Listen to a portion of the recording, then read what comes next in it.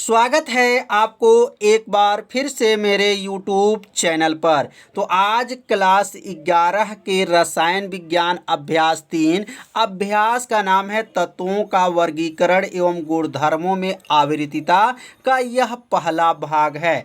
इस भाग में आज हम लोग पढ़ेंगे तत्वों के वर्गीकरण करने में कौन कौन से वैज्ञानिक आए और कौन कौन से वैज्ञानिक असफल हो गए। तो आज इस वीडियो में बताया जाएगा और आप सभी विद्यार्थी से अपने कॉपी में क्या कीजिएगा, नोट करते चलिएगा। तो यहाँ पे सबसे पहले आज हम लोग नियम पढ़ेंगे डोबेनाइनर का त्रिक सिद्धांत क्या होता है। तो डोबेनाइनर का त्रिक सिद्धांत क्या है, इन्होंने क्या सिद्धांत बनाए थे, डोबेनाइनर का त्रिक सिद्धांत में क्या कमियां हो गया कि यह सिद्धांत लागू नहीं हुआ। उसके बाद से एक वैज्ञानिक आए अष्टक नियम क्या है, सब आपको बताया जाएगा और आप सभी विद्यार्थी से अपने कॉपी में क्या कीजिएगा, नोट करते चलिएगा। तो डोबेनाइनर ने जब अपने तत्वों के वर्गीकरण किए तो इन्होंने क्या कहे थे कि समान गुण वाला 3 तत्वों को लिए और उनका परमाणु भार का बढ़ते क्रम में जब रखे तो पहले और तीसरे का जब औसत किए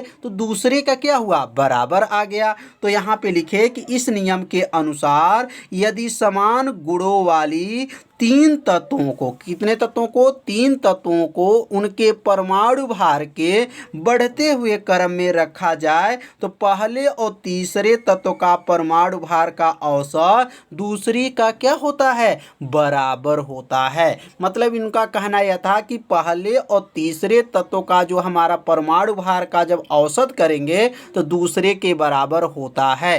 तो यहाँ पे कुछ प्रयोग किए थे जो ऐसा हुआ था।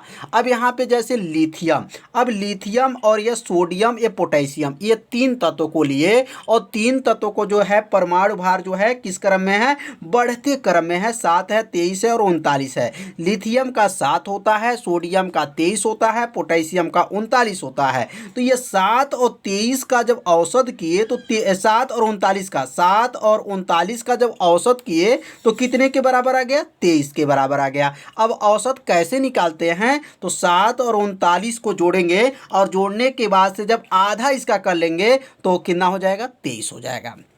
7 39 जोड़ने पर 46 होगा, 46 का आधा क्या हो गया, 23 और यह अन्य का क्या है, 23 आ गया। तो इनका नियम जो लग रहा था सही था, लेकिन इनका नियम जो है पूरा सही नहीं हो पाया क्योंकि यह जो है औसत बराबर नहीं हो पाया। 2-4 जैसे यहाँ पे बना हुआ है, सभी तत्वों में ऐसा लागू नहीं हो पाया। अब जैसे क्लोरीन का 35 होता है और Br जो है, जो ब्रोमीन का जो है 81 होता है और आयोडीन का क्या होता है, 127 होता है।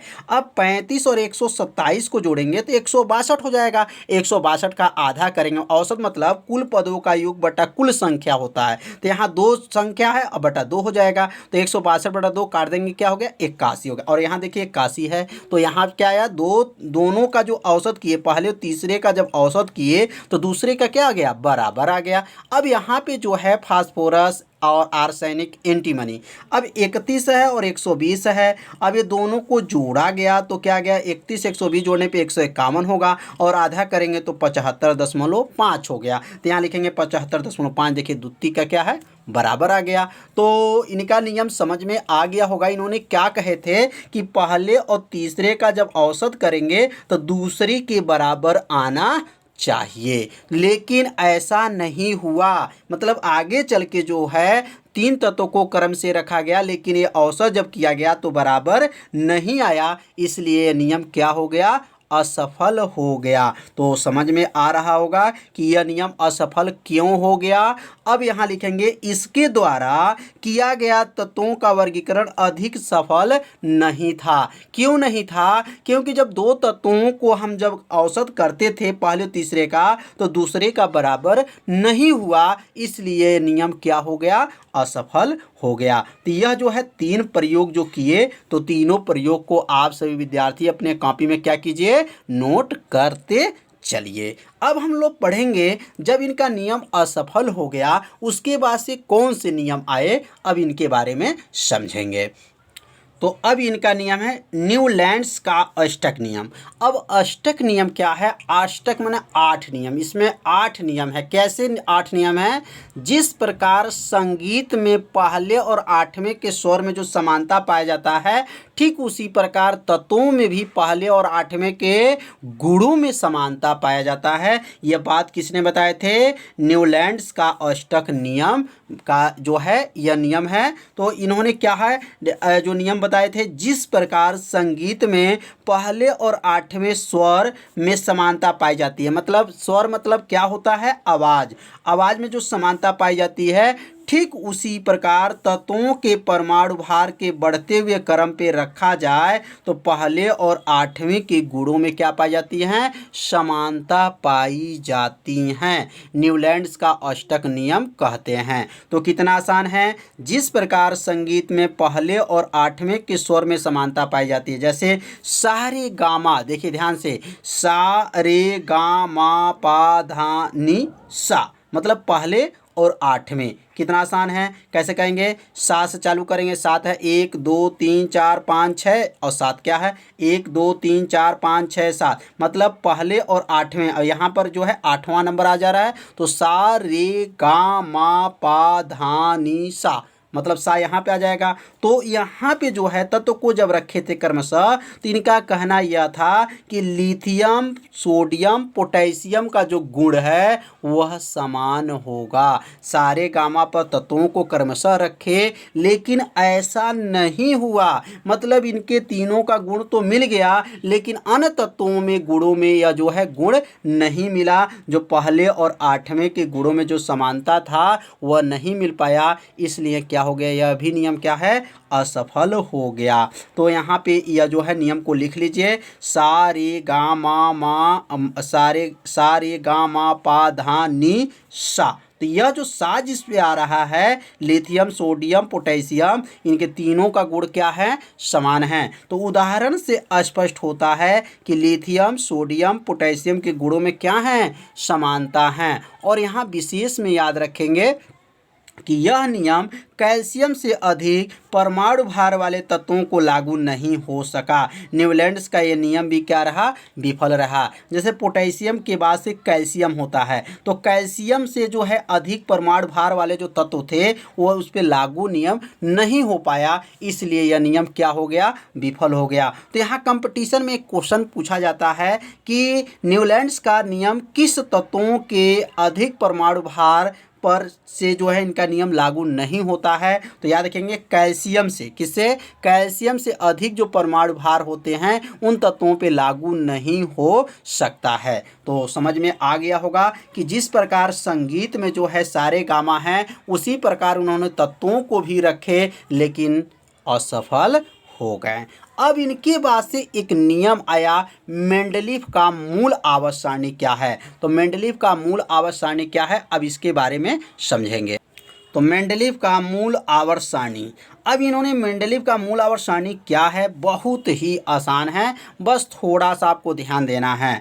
तत्वों के बढ़ते हुए परमाणु भार, मतलब जो तत्व रखे थे वह परमाणु भार के बढ़ते क्रम में रखे थे। तो लिखेंगे तत्वों के बढ़ते हुए परमाणु भार के क्रम में रखा जाए तो एक नियमित अंतर के बाद उनके गुणों में क्या पाई जाती हैं? समानता पाई जाती हैं। उसे आवर्तिता कहते हैं। मतलब आवर्तिता किसे कहते हैं? जब तत्वों के परमाणु भार के बढ़ते क्रम पे जब रखा जाता है तो एक नियमित अंतर के बाद उनके गुणों में क्या पाई जाती हैं? समानता पाई जाती हैं। उसे आवर्तिता कहते हैं। इसे मेंडलीफ का मूल आवर्त नियम भी कहा जाता है। इसे मेंडलीफ का क्या कहेंगे? मूल आवर्त नियम भी कहते हैं। अब इस कथन के अनुसार जो है मोस्ट आईएमपी यह 2 लाइन है। यह 2 लाइन को ध्यान से समझेंगे तो मेंडलीफ का मूल आवर्त सारणी आपको क्या हो जाएगा? याद हो जाएगा। तो यहाँ लिखेंगे तत्वों के भौतिक तथा रासायनिक गुण उनके के परमाणु भारों के क्या होते हैं,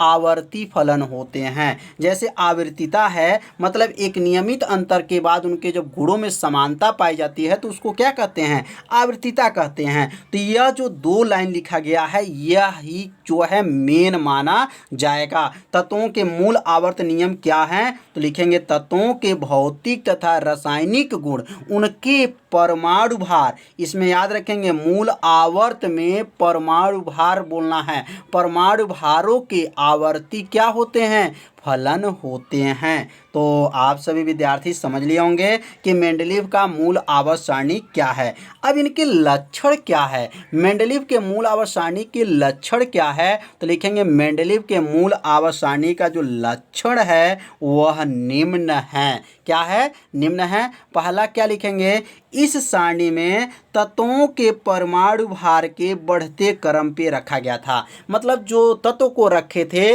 वह किस क्रम पे रखे थे मेंडलीव ने, तो परमाणु भारों के बढ़ते क्रम पे रखे थे। याद रखेंगे किस सारणी की बात कर रहे हैं हम, मूल आवर्त सारणी जो बना था इसमें भी कुछ कमियां पाई गई, इसलिए यह भी जो सारणी जो बना था विफल हो गया, असफल हो गया। उसके बाद से एक और सारणी बना। मेंडलीव ने 2 सारणी बनाए थे।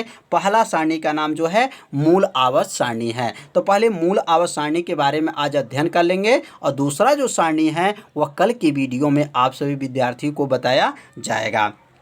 अब इसमें लिखेंगे इस आवर्त सारणी में 8 ऊर्ध्वाधर कॉलम हैं। कितने ऊर्ध्वाधर कॉलम हैं, मतलब मेंडलीव का जो मूल आवर्त सारणी बना था उसमें कितने ऊर्ध्वाधर कॉलम थे, तो 8 ऊर्ध्वाधर कॉलम हैं जिन्हें समूह कहते हैं। क्या कहते हैं, समूह कहते हैं। और इसमें लिखेंगे इस आवर्त सारणी में जो हैं 12 क्षैतिज पंक्तियां होती हैं। कितनी पंक्तियां होती हैं, 12 क्षैतिज पंक्तियां होती हैं जिन्हें श्रेणियां कहते हैं। क्या कहते हैं, श्रेणियां कहते हैं। तो आप सभी विद्यार्थी समझ रहे होंगे। चौथा इनका जो लक्षण है, एक समूह में सभी तत्वों के गुण क्या होते हैं, समान होते हैं। मतलब एक जो समूह में जितने भी तत्व हैं उनके गुण क्या होते हैं, समान होते हैं। तो समझ में आ गया होगा। यहाँ 4 जो है लक्षण आपको बताया गया। मेंडलीव का मूल आवर्त सारणी का लक्षण क्या है, तो यह लक्षण आप सभी विद्यार्थी अपने कॉपी में क्या कीजिए,